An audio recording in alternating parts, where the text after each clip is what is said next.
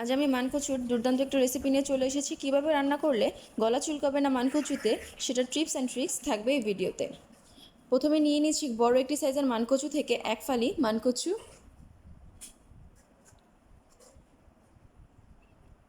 এবার এটা ভালোভাবে কেটে নিব। মানকচুতে বেশি করে আমি ছোলাটা ফেলবো।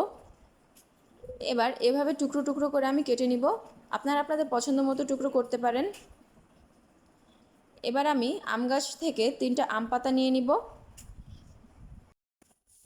এবার একটি হাঁড়িতে পানি গরম বসিয়ে সেটাতে আম পাতাগুলো আর কিছুটা লবণ দিয়ে তার মধ্যে কেটে ধুয়ে রাখা মানকচু দিয়ে দিব। এবার এটাকে ভালোভাবে সিদ্ধ করে নিব। আমার মানকচুটা সেদ্ধ হয়ে গেছে। এবার আমি এটাকে ঢেলে নিয়ে ছেঁকে নিব। বাস, আমার মানকচু সেদ্ধ হয়ে গেছে। এবার আমি আম পাতাগুলোকে ফেলে দিব। আম পাতাগুলো দেওয়ার কারণে এবার আর গলা চুলকবে না এই মানকচুতে। এবার চুলায় একটি প্যান বসিয়ে তার ভিতরে আমি নুন হলুদ মরিচ মাখিয়ে রাখা চিংড়ি মাছগুলো ভেজে নিব। চিংড়ি মাছ ভাজা হয়ে গেলে এবার অন্য একটি কড়াইয়ে আমি দিয়ে দিব 1 টেবিল চামচ রান্নার তেল। তেল গরম হয়ে গেলে দিয়ে দিব 1 চা চামচ পেঁয়াজ বাটা, 1/2 চা চামচ আদা রসুন বাটা, 1/4 চা চামচ জিরা বাটা, 1 চা চামচ রসুন বাটা। রসুন বাটাটা বেশি দেওয়ার কারণ হলো রসুন বাটা বেশি দিলে কচুতে আর গলা চুলকবে না।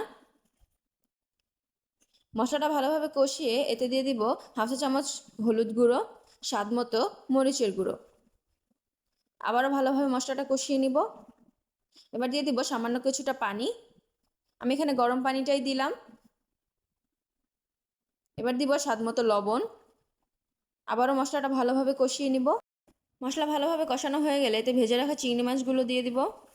আবারও ভালোভাবে কষিয়ে নিব।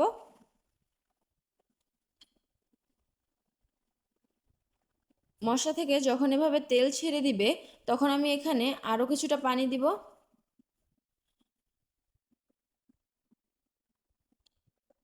এবার ঝোলটা ফুটে গেলে আমি এখানে সিদ্ধ করে রাখা কচুগুলো দিয়ে দিব। এবার ভালোভাবে নেড়ে নিব।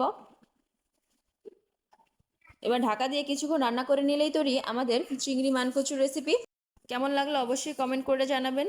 আরও নতুন নতুন রেসিপির জন্য লাইক ফলো দিয়ে আমাদের নাজুর রান্নাঘর পেজের পাশেই থাকুন।